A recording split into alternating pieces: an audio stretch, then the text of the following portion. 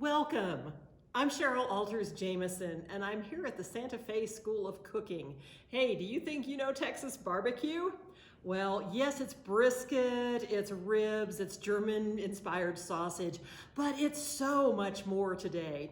And I have a new book, Texas Q, that's going to tell you all about it, all the different things that are happening in barbecue in the Lone Star State today. Well, you know, wood is the hallmark of Texas barbecue and of barbecue in general. And we can cook with anything from a really big log, like my oak log here, or chunks, or in something like a stovetop smoker, what I'm going to use here today, we can just use wood dust. This is a little secret for getting big, bold flavor in food very quickly. You know, slow and low is a hallmark of Texas barbecue, but it doesn't necessarily have to be as slow as, say, a herd of free-range snails. We're going to be able to put together this in just a matter of minutes here, and I'm going to make BBQ'd chicken breasts. Now we're going to start from boneless, skinless chicken, because without the skin, this is going to absorb the smoke really quickly, and we'll cook this down very fast, and then we'll have a little bit of sauce to go with it too. We'll talk about that in a minute. Okay, now because the smoke is going to be our main flavor on this food, we don't really need to season it with very much. I'm going to just mix up a little bit of vegetable oil here with some salt. I like kosher salt, it has a good texture to it. And I'm going to just rub this mixture on these chicken breasts. Now, if your chicken breast has one really big side to it, go ahead and pound it just a little bit so you have a somewhat even thickness here. Okay, just like I have here. Rub it nicely, and that's all we need to season it, because this is all about the smoke. Okay, let me get my hands clean here.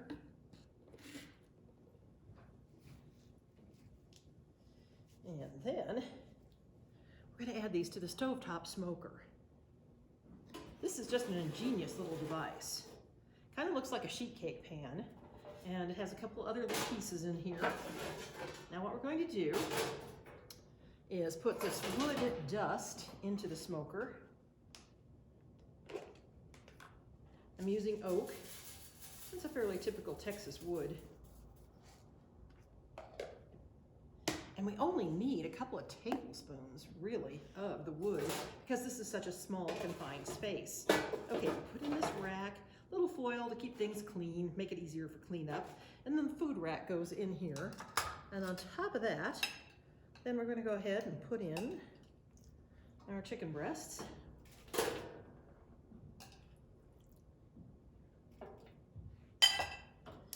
And I'm going to turn this on. And we just need to get a little bit of ignition. We want our smoke, our wood here to catch.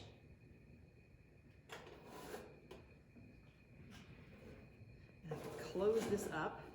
And we're going to get a nice waft of wood smoke. I mean, nothing that's going to set off your smoke detector or that's unpleasant. Just a little bit of a campfire smell. And we'll see, I can already see the smoke, it's starting to rise here. That means that the wood in the bottom has ignited, and that's just what we want. So I'm going to turn this down just a little bit. I'm going to close it up.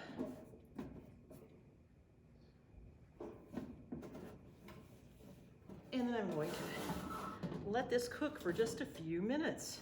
Because those are so small, we're going to have our smoked barbecued chicken in no time at all.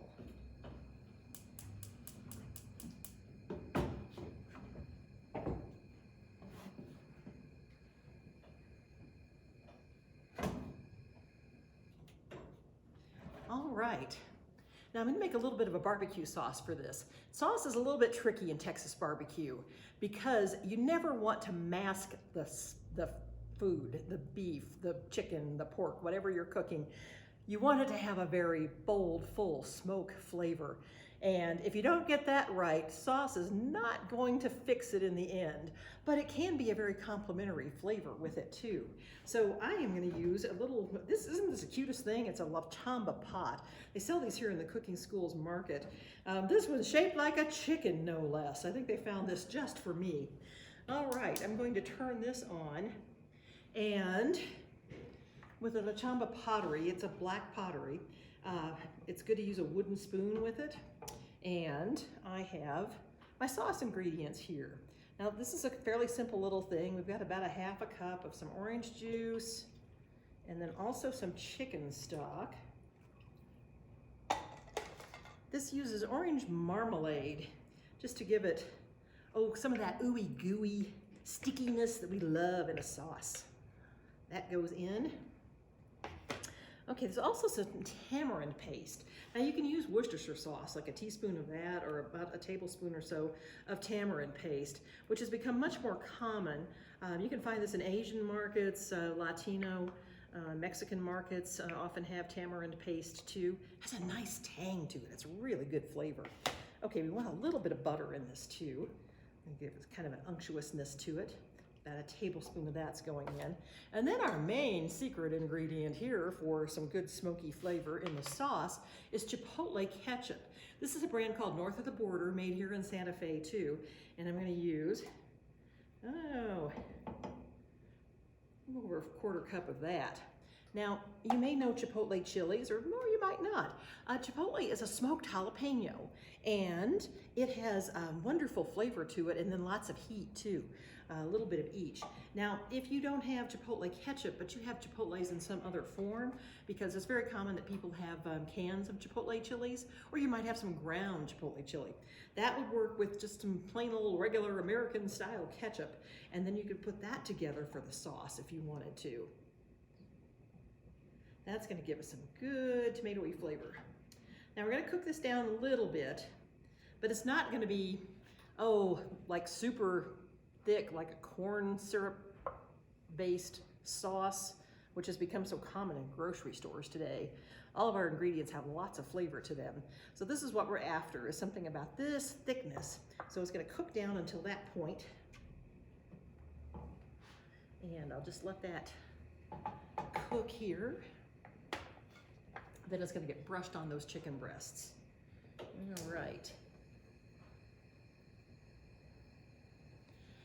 Now I was mentioning wood, okay? It really is the basis for what the flavor is going to be for any kind of smoked dish, whether it's barbecued chicken, or it's a brisket, or ribs, whatever you might be cooking. Now it used to be that you could tell what part of Texas the food was from just by the kind of wood that was being used. And hickory was the wood of East Texas. Mesquite was the wood of West Texas. And everywhere in between, it was often one variety of oak or another.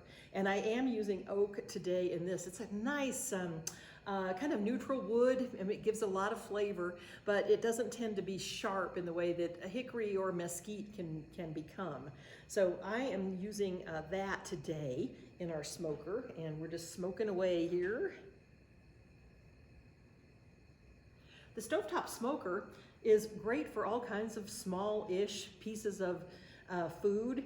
I have cooked something like a 2-pound side of salmon in the stovetop smoker. You can do a pork tenderloin or two in it. You can even get ribs in there. If you slice them into individual ribs, you could get really probably a rack of ribs in there.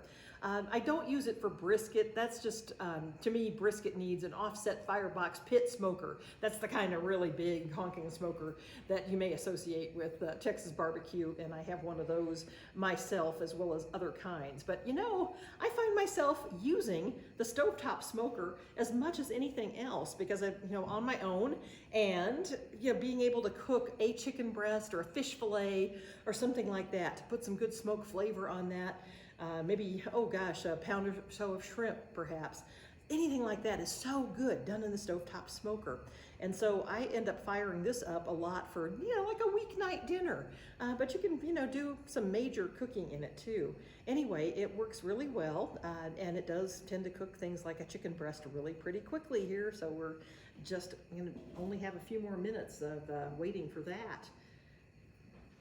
Okay, our sauce is cooking down here. Give that a stir.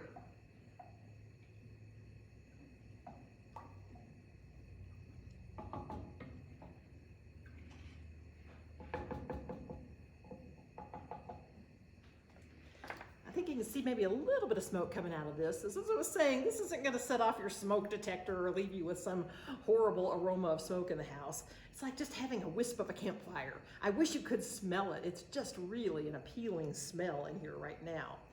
All right. We're just about, I think, getting close with that. I'm going to move my sauce pot here.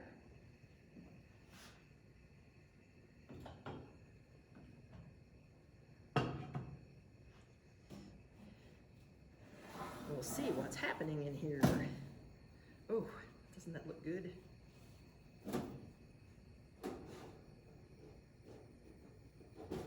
Okay.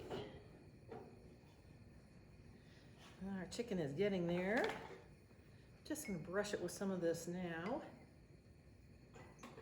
Handle out of the way.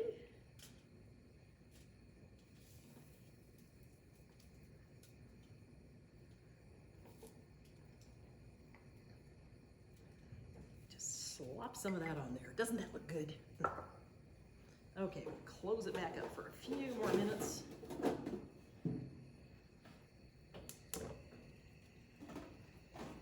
And let that cook on. I'm not sure how you found us today on Facebook Live, but you can also be found, Santa Fe School of Cooking can be found on Twitter, on Facebook, on Instagram. You can also find me there. I'm at excitedaboutfood.com. You can always find me by my name, Cheryl Alters Jamison. But I wanted to tell you too that if you go to my own website to buy the book, it clicks back here through the Santa Fe School of Cooking. I like to support our local small businesses, and I appreciate you doing that as well. So what are you having for lunch today? I'm pretty excited to be able to have some of this chicken in a few minutes.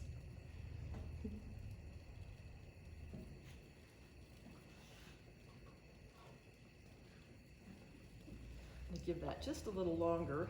And I have some here that, like magic, we already got fixed up and ready to go.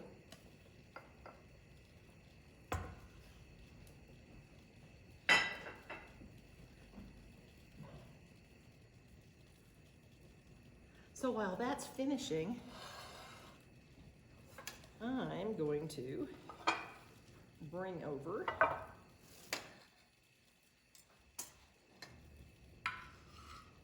the one that we have prepared here. And, oh, I get to put it on this plate with some jalapenos. Ooh, one of my favorite chilies. Some cilantro, one of the hallmarks of great Southwestern food. And, oh, some chives. Our chives are already coming up outside here in the herb garden for the cooking school.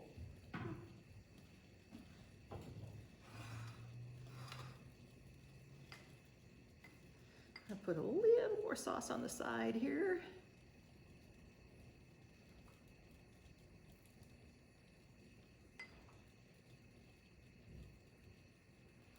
I have lunch. How about you? All right. I hope you'll keep fired up. Please, again, like us on Facebook, on Instagram, on Twitter. And thank you. And please stay tuned for more virtual classes from the Santa Fe School of Cooking. Thanks for joining me today. And y'all stay fired up, okay?